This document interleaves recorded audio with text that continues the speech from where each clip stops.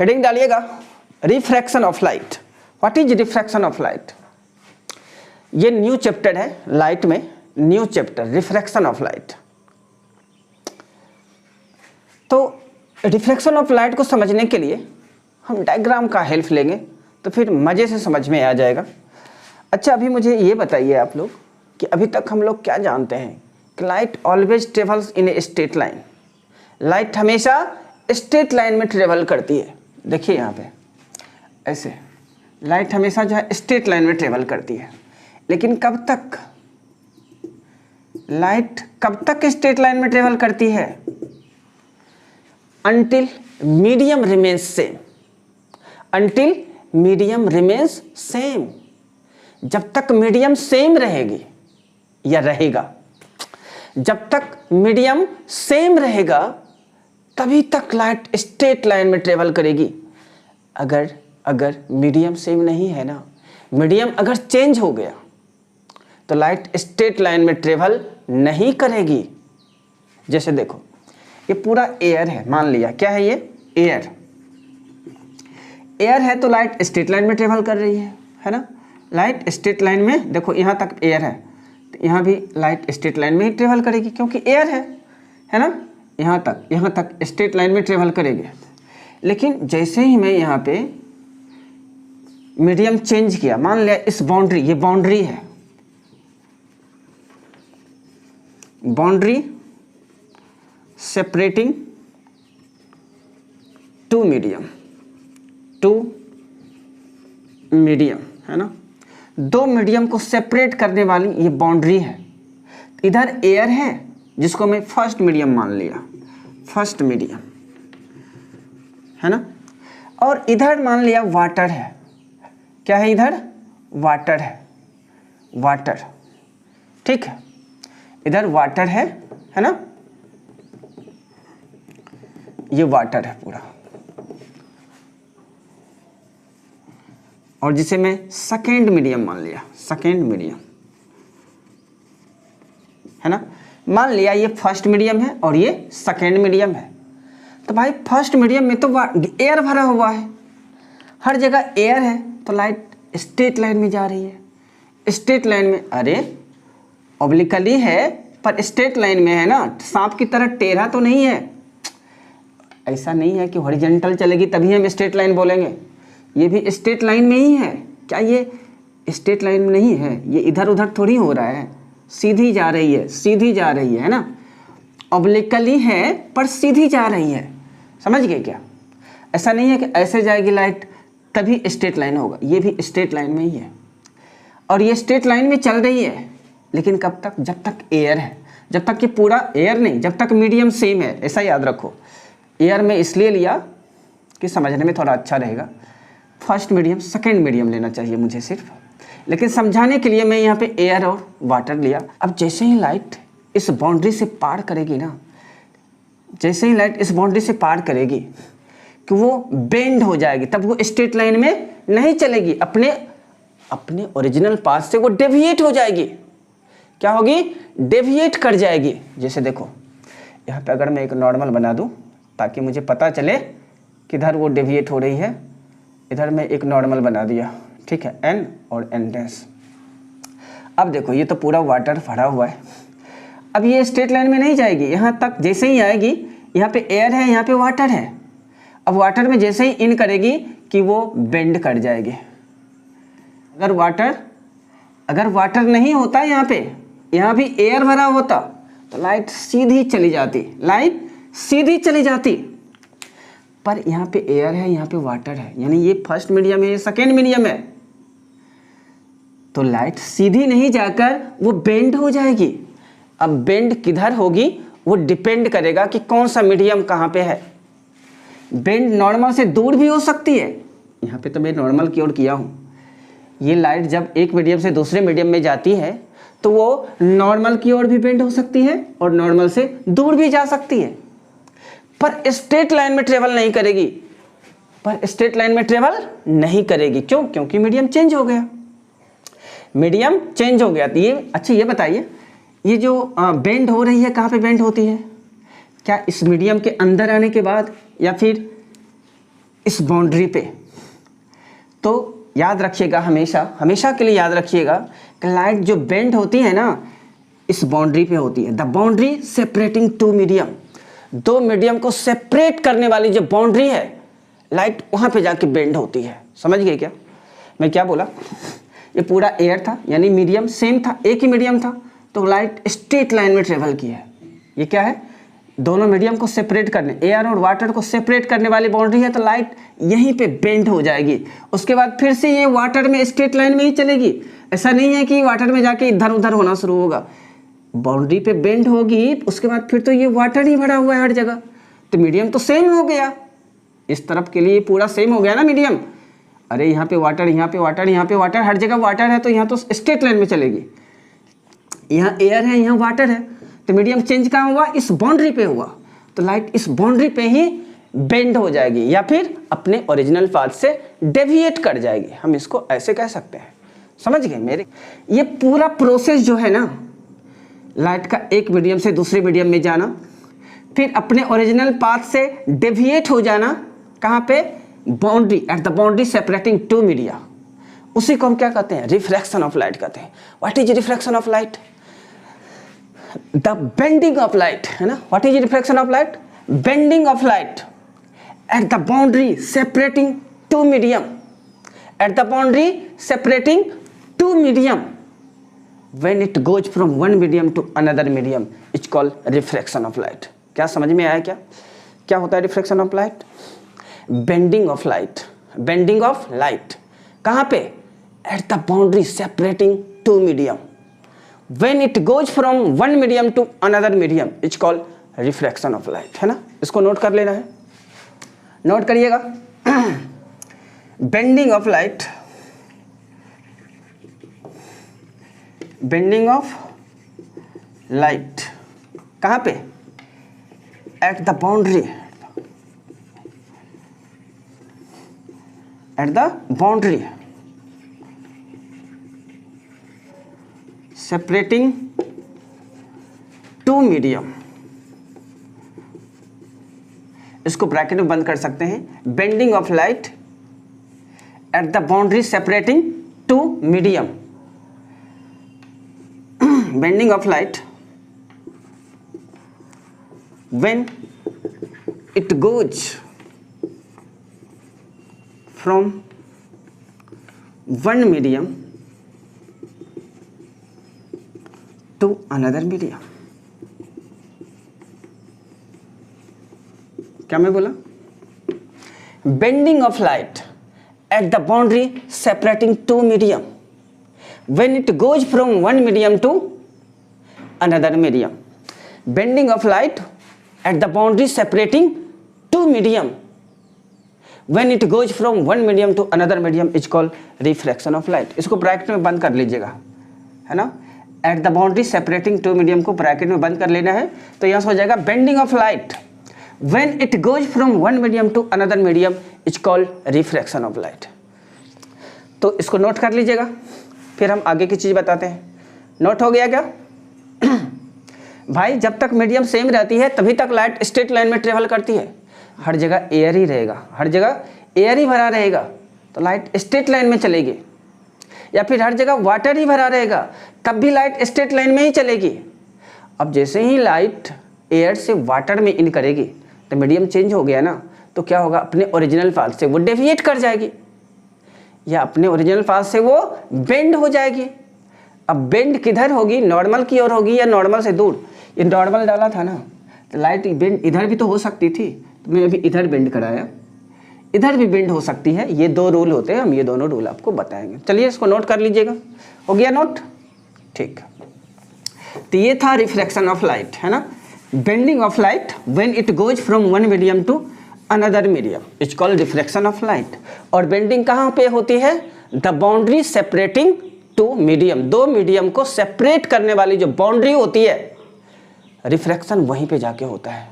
Bending वहीं पे होता है जहाँ पे दो मीडियम को सेपरेट करती है, जो बाउंड्री दो मीडियम को सेपरेट करती है, रिफ्रैक्शन वहाँ पे जाके होता है। तो चलिए अब मैं आपको बताने वाला हूँ मीडियम। अभी तक मैं आपको मीडियम मीडियम बोलते जा रहा हूँ, ये मीडियम होता क्या है, पहले थोड़ा ये समझ लेते हैं। What is medium? क्योंकि यहाँ पे हम लाइट चैप्टर पढ़ रहे हैं तो मीडियम को हम लाइट से रिलेट करके ही डिफाइन करेंगे। तो हम मीडियम के बारे में बस इतना कहेंगे कि कोई भी वैसा सब्सटेंस जिससे होकर लाइट ट्रेवल करे उसी को हम क्या कहते हैं, मीडियम कहेंगे।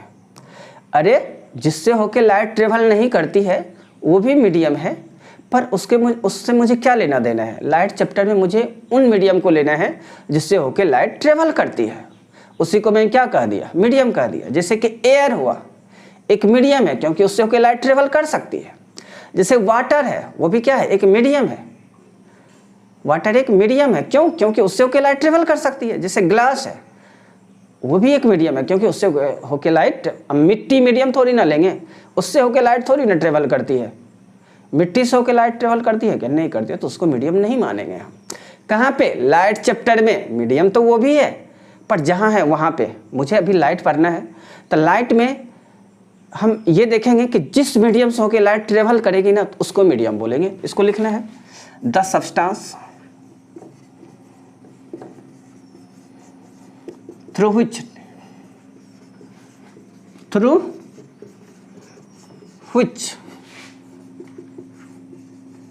light travels is called medium। किसको बोला medium? The substance through which light travels is called medium. For example के लिए जैसे मैं कहूँगा एयर, एयर क्या है? मीडियम है। जैसे मैं कहूँगा वाटर, वाटर भी मीडियम है क्योंकि इससे भी होकर लाइट ट्रेवल करती है। अगर मैं बात करूँ ग्लास की, तो ग्लास भी क्या है? एक मीडियम है जिससे होकर लाइट ट्रेवल करती है। और बहुत सारी चीज़ें हैं, लेकिन मुझे कम ही चीज़ों के बारे में भी जानना है ना, अभी 10th में ही पढ़ रहे हैं हम लोग। तो चलिए ठीक है, तो यहाँ से मीडियम के बारे में समझ गए। The substance through which light travels is called medium. भाई मीडियम दो टाइप के होते हैं। There are 2 types of medium. कितने टाइप के होते हैं? 2 टाइप्स ऑफ मीडियम। पहला होता है optically denser medium,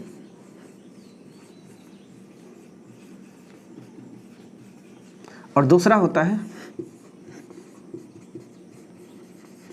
optically rarer medium. क्या मैं बोला? Optically denser medium and optically rarer medium. इन दोनों को देखते हैं बारी बारी से। इसको मिटा दें क्या?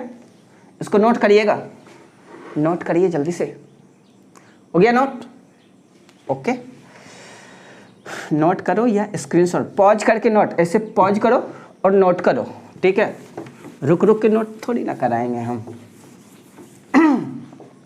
नंबर 1 में ऑप्टिकली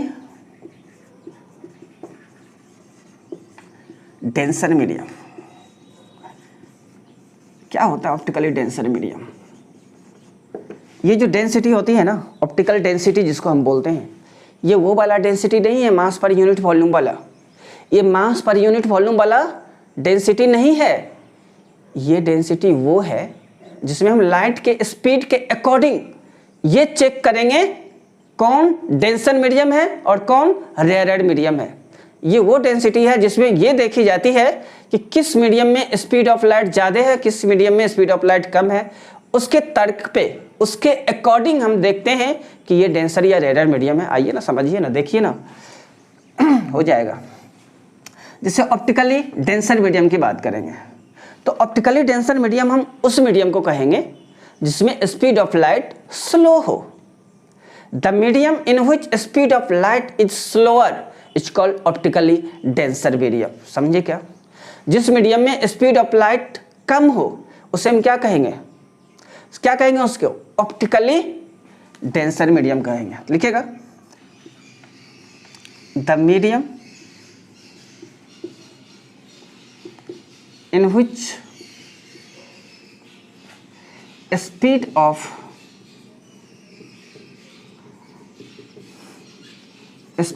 लाइट इज स्लोअर, है ना, slower is called optically denser medium, है ना। क्या मैं बोला? The medium in which speed of light is slow is called optically denser medium. जिसमें स्पीड ऑफ लाइट स्लो हो, कम हो, उसे हम क्या कहेंगे? ऑप्टिकली डेंसर मीडियम कहेंगे। और फिर लिखेगा यहाँ पे दूसरा ऑप्टिकली, एग्जाम्पल देंगे भाई, दोनों को एक बार डिफाइन कर लेते हैं पहले, फिर एग्जाम्पल देंगे। दोनों को डिफाइन करने के बाद ही इसका एग्जाम्पल अच्छा रहेगा। Optically rarer medium,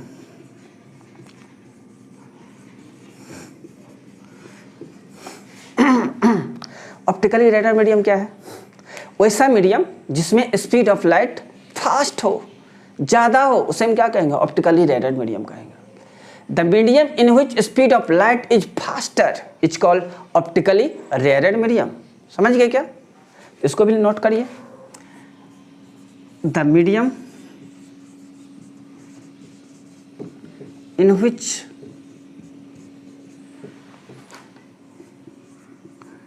speed of light is faster is called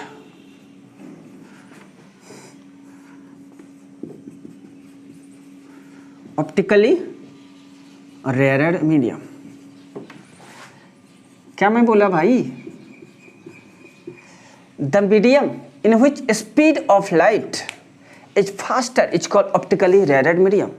वैसा मीडियम जिसमें स्पीड ऑफ लाइट ज़्यादा हो, फास्ट हो, लाइट फास्टली ट्रेवल करता हो, उसे हम क्या कहते हैं? ऑप्टिकली रेयरर मीडियम कहते हैं। अब लेते हैं एग्जाम्पल। अच्छा, मैं यहाँ पे वाटर लेता हूँ और फिर एयर लेता हूँ, है ना, वाटर और एयर। अब आप जानते हो ना वाटर में स्पीड ऑफ लाइट कितनी होती है? नहीं जानते हो तो जानो, 2.25 इंटू 10⁸ मीटर पर सेकेंड। और एयर में कितनी होती है? 3 इंटू 10⁸ मीटर पर सेकेंड, है ना। एयर में 3 इंटू 10⁸ मीटर पर सेकेंड, वाटर में 2.25 इंटू 10⁸ मीटर पर सेकेंड। स्पीड ऑफ लाइट किसमें ज़्यादा है? एयर में। वाटर में कम है ना। तो यहाँ पे एयर में स्पीड ऑफ लाइट ज़्यादा है, तो जिसमें स्पीड ऑफ लाइट ज़्यादा होती है, जिसमें लाइट फास्टली ट्रेवल करती है, उसे हम क्या कहते हैं? Rarer medium. तो ये रेयरर मीडियम हो जाएगा, है ना। और जिसमें स्पीड ऑफ लाइट कम होती है उसे हम क्या कहते हैं? डेंसर मीडियम कहते हैं। तो ये वाटर डेंसर मीडियम हो जाएगा। और ये हमेशा के लिए फिक्स नहीं होता है। ये जो ऑप्टिकली रेयरर और ऑप्टिकली डेंसर मीडियम है ना, ये कंपैरेटिवली वर्ड है, ये चेंज होते रहता है। अभी देखो ना, अभी तो मैं यहाँ पे ठीक है वाटर को डेंसर मीडियम बना दिया, इसके रिस्पेक्ट में, एयर के रिस्पेक्ट में, क्योंकि वाटर के रिस्पेक्ट में एयर में लाइट की स्पीड ज़्यादा होती है। या फिर मैं कहूँ वाटर में स्पीड ऑफ लाइट कम है एयर के रिस्पेक्ट में, तो मैं क्या बोल दिया इसको? डेंसर मीडियम, क्योंकि इसमें स्पीड ऑफ लाइट कम है। और इसको बोल दिया रेयरर मीडियम, क्योंकि स्पीड ऑफ लाइट इसमें ज़्यादा है। अब दूसरा एग्जाम्पल लेते हैं ना। जैसे मैं यहाँ पे ले लिया ग्लास और यहाँ पे ले लिया वाटर, ठीक है। अब ले लिया ग्लास और वाटर। अच्छा देखो, इसमें जो स्पीड ऑफ लाइट होती है ना 2 इंटू 10⁸ मीटर पर सेकेंड, और इसका तो आप जान ही गए 2.25 इंटू 10⁸ मीटर पर सेकेंड। अब बताइए मुझे इसमें से किसकी स्पीड ज़्यादा है, ग्लास की या वाटर की? तो वाटर की ज़्यादा है ना, 2.25 इंटू 10⁸ मीटर पर सेकेंड, और ग्लास की 2 इंटू 10⁸ मीटर पर सेकेंड। तो स्पीड ऑफ लाइट तो ज़्यादा वाटर में है, ग्लास में कम है। तो जब हम ग्लास और वाटर लेते हैं ना, मैं बोला ना ये कंपैरेटिवली वर्ड है, दो ऑब्जेक्ट लेते हैं या दो मीडियम लेते हैं, उन्हीं दोनों मीडियम में मुझे चेक करना है, उन्हीं दोनों मीडियम में मुझे कंपेयर करना है कि किसमें स्पीड ऑफ लाइट ज़्यादा है और किसमें कम है। उसी दोनों मीडियम में से जिसमें स्पीड ऑफ लाइट ज़्यादा होगी, उसको रेयरर मीडियम बोल देंगे। तो ये रेयरर मीडियम हो गया ना, क्योंकि स्पीड ऑफ लाइट ज़्यादा है इसके कंपेयर में। तो इसमें स्पीड ऑफ लाइट कम है, इसको क्या बोलेंगे? Denser medium. समझ गए क्या? तो हो गया ये glass denser medium, water rarer medium. और यहाँ पे वाटर क्या था? डेंसर मीडियम था जब मैं एयर से कंपेयर किया था, और जब ग्लास से कंपेयर किया तो उसी वाटर को मैं क्या बोल दिया? रेयरर मीडियम बोल दिया, है ना। ग्लास को डेंसर मीडियम बोल दिया। तो ये मीडियम की बात थी। तो नोट करिएगा, क्या मैं बोला, जिसमें स्पीड ऑफ लाइट ज़्यादा होती है उसको रेयर मीडियम बोलते हैं, जिसमें स्पीड ऑफ लाइट कम होती है उसे डेंसर मीडियम बोलते हैं। तो यहाँ से ये चीज़ें हो गई, नोट करिए जल्दी, पॉज करके नोट कर लीजिएगा, ठीक है। चलो मैं मिटा रहा हूँ अब। हाँ, अब जो है कुछ टर्म यूज होते हैं रिफ्रैक्शन ऑफ लाइट में, उसे देखना है मुझे, है ना। जैसे मैं कहूँगा कि ये जो है यहाँ पे एक बाउंड्री लिया है ना, क्या है ये, बाउंड्री सेपरेटिंग टू मीडियम, दो मीडियम को ये जो है सेपरेट करने वाली बाउंड्री है, समझ गए। मान लिया यहाँ पे जो है फर्स्ट मीडियम है, ये फर्स्ट मीडियम, अभी फर्स्ट मीडियम, और ये सेकेंड मीडियम है ना, ये फर्स्ट मीडियम और ये सेकेंड मीडियम। अब लाइट को मैं यहाँ से फॉल कराया भाई, यहाँ तक तो स्ट्रेट लाइन में आएगी क्योंकि ये पूरा फर्स्ट मीडियम है, सेम मीडियम है। लेकिन यहाँ पे आके बाउंड्री पे जैसे ही लाइट इस मीडियम से यानी फर्स्ट मीडियम से सेकेंड मीडियम में आएगी, अपने ओरिजिनल पाथ से डेविएट कर जाएगी, है ना। अभी मैं बीच में ये नॉर्मल बना लिया, इसको नॉर्मल बोलता हूँ, एन और एन डैश, ठीक है। तो मान लिया ये लाइट इधर बेंड हो गई, किधर बेंड हो गई, इधर बेंड हो गए। मान लिया यहाँ पे अगर एयर है तो यहाँ भी अगर एयर ही होती तो लाइट सीधी लाइन में चलती, स्ट्रेट लाइन में चलती लाइट, है ना। लाइट बिना डेविएट किए हुए अपने ओरिजिनल पाथ पे ही चलती। कब, जब दोनों मीडियम सेम होती, लेकिन दोनों मीडियम सेम नहीं है, जिसके कारण वो अपने ओरिजिनल पाथ से बेंड हो गई, है ना। तो अब देखिए यहाँ पे, मैं यहाँ पे अभी कुछ और बताना चाह रहा हूँ। जैसे देखो यहाँ पे ए ले लिया, ये ओ है और ये बी है ना। तो यहाँ पे बताइए ए वो क्या है, इंसिडेंट रे है। इंसिडेंट रे क्या होता है, incident ray, falling ray of light, falling ray of light is called incident ray. सबको मालूम है जो रे फॉल हो रही है उसी को क्या कहते हैं, इंसिडेंट रे कहते हैं। तो ये मैं डिफिनेशन पहले लिखा चुका हूँ रिफ्लेक्शन ऑफ लाइट में, तो मैं नहीं लिखाऊंगा, याद रखिएगा। Falling ray of light is called incident ray. Number 2 में अगर मैं बात करूँ ओ बी, ये ओ बी क्या है, ये रिफ्रैक्टेड रे है ना। रिफ्रैक्टेड रे क्या होता है, रिफ्रैक्टेड रे द रे, या फिर मैं ऐसे कहूँ द रे which is bending in the second medium is called refracted रे। वैसा रे जो सेकेंड मीडियम में बेंड हो रही है उसे को हम क्या कहते हैं, रिफ्रैक्टेड रे कहते हैं। अगर लाइट बेंड नहीं होती तो रिफ्रैक्टेड रे थोड़ी बोलते हैं, रिफ्रैक्शन का मतलब ही होता है बेंड होना। तो जो रे, जिस रे की बेंडिंग हो रही है उसी को हम कहेंगे रिफ्रैक्टेड रे, है ना। द रे which is bending in the second medium is called refracted रे। इसका डिफिनेशन लिख लीजिए। द रे, चूंकि ये पहले नहीं लिखाया हूं ना, अब भी मिला है, इसका लिखना है द रे which is bending in the second medium, the ray which is bending in the second medium is called refracted ray। समझ गए क्या, रिफ्रैक्टेड रे क्या होता है, द रे which is bending in the second medium is called refracted रे। तो ओ भी क्या है, रिफ्रैक्टेड रे है, ए वो क्या है, इंसिडेंट रे है, ठीक है। मेरे ख्याल से यहाँ से ये दोनों चीजें आ गई, दोनों टर्म। एन और एन डैश क्या है, नॉर्मल है। नॉर्मल क्या होता है, normal the perpendicular line drawn to the boundary separating two medium is called normal. A dash और बी डैश बाउंड्री पे यहाँ जो परपेंडिकुलर लाइन ड्रॉन किया गया है, ये परपेंडिकुलर लाइन, इसी को नॉर्मल कहते हैं, है ना। The perpendicular line drawn to the boundary separating two medium is called normal. तो ये नॉर्मल हो गया, ये भी डिफिनेशन मैं पहले लिखा चुका हूँ। अब मैं बात करूँगा ये देखो, ये नॉर्मल और इंसिडेंट रे के बीच जो एंगल बनता है ना, उसको हम इंसिडेंट एंगल कहते हैं। क्या होता है incident angle, angle between incident ray and normal is called incident angle. Note करिएगा इसको, पहले से मैं लिखा चुका हूँ। इंसिडेंट रे और नॉर्मल के बीच जो एंगल होता है उसे हम इंसिडेंट एंगल कहते हैं, समझ गए। तो चलिए ठीक है, तो एंगल आई जो होता है ये इंसिडेंट इंसिडेंट एंगल होता है। नोट कर लिए इसको, angle between incident ray and normal is called incident angle. ये जो एंगल होता है ये वाला, ये इतना बड़ा, ये इसको आर से डिनोट करते हैं, ये रिफ्रैक्टेड एंगल होता है। किसको बोलते हैं refracted angle? Angle between refracted ray and normal. ये रिफ्रैक्टेड रे है और ये नॉर्मल है, तो नॉर्मल और रिफ्रैक्टेड रे के बीच जो एंगल बन रहा है उसी को हम क्या कहते हैं? रिफ्रैक्टेड एंगल कहते हैं ना। एंगल आर बराबर refracted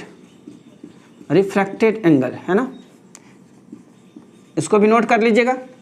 angle between refracted ray and normal is called refracted angle. क्या होता है? Angle between refracted ray and normal is called refracted angle and it is denoted by r, है ना, are के द्वारा डिनोट किया जाता है। हाँ, एक चीज़ और याद रखना, यहाँ पे angle i not equal to angle r होता है, समझ गए? रिफ्रैक्शन में इंसिडेंट एंगल और रिफ्रैक्टेड एंगल दोनों आपस में इक्वल नहीं होते हैं। देखो ना, ये इतना बड़ा है और ये तो इससे भी बड़ा है, ये तो ऐसे बेंड हो गई इधर, मतलब ये एंगल बड़ा हो जाएगा ना। हर कंडीशन में ऐसे ही होता है। अगर दोनों मीडियम अलग अलग है ना तो क्या होगा? रिफ्रैक्शन होगा ही। रिफ्रैक्शन होगा तो कोई एक एंगल बड़ा हो जाएगा और एक एंगल छोटा हो जाएगा। तो यहाँ से चीज़ें समझ में आ गई होगी कि इंसिडेंट एंगल और रिफ्रैक्टेड एंगल दोनों आपस में बराबर नहीं होते हैं। तो मेरे ख्याल से यहाँ से चीज़ें आ गई। एंगल आई और एंगल आर दोनों आपस में बराबर नहीं होता है। किसमें? रिफ्रैक्शन में। और रिफ्लेक्शन में तो बराबर होता है। रिफ्लेक्शन बातें कुछ और थी। एंगल ऑफ इंसिडेंस बराबर एंगल ऑफ रिफ्लेक्शन होता था वहाँ पे, तो आई और आर दोनों बराबर होता था, पर यहाँ पे बराबर नहीं होगा, है ना। क्यों बराबर नहीं होगा? क्योंकि सीधी लाइन तो आती नहीं है, ये तो इधर बेंड हो जाएगी या फिर इधर बेंड हो जाएगी। अपने ओरिजिनल पास से अरे मीडियम ये और ये दोनों अगर सेम होती तो लाइट स्ट्रेट लाइन में जाती। क्योंकि दोनों मीडियम अलग अलग है तो लाइट बेंड होगी, अपने ओरिजिनल पाथ से डेविएट करेगी, या तो इस ओरिजिनल जो पाथ है इससे इधर करेगी या फिर इधर करेगी। इधर करेगी तो आर एंगल जो है आई से बड़ा हो जाएगा। अगर अपने ओरिजिनल पाथ से इधर नॉर्मल की ओर बेंड होगी तो आर छोटा हो जाएगा इससे। ये सब कुछ बताएंगे हम जब rules of refraction of light बताएंगे ना, तो उसमें हम बताने वाले हैं आपको। तो चलिए इसको नोट करिए और आज की क्लास हम यहीं पे समाप्त करते हैं। आगे का जो लेक्चर होगा उसमें हम आपको rules of refraction of light and laws of refraction of light दोनों टॉपिक लेके आएंगे, है ना। क्या मैं बोला? Rules of refraction of light and laws of refraction of light, ये दोनों टॉपिक हम अच्छे से बताने वाले हैं इससे अगले लेक्चर में। तब तक के लिए आप लोग खुश रहिए, मस्त रहिए और पढ़ते रहिए।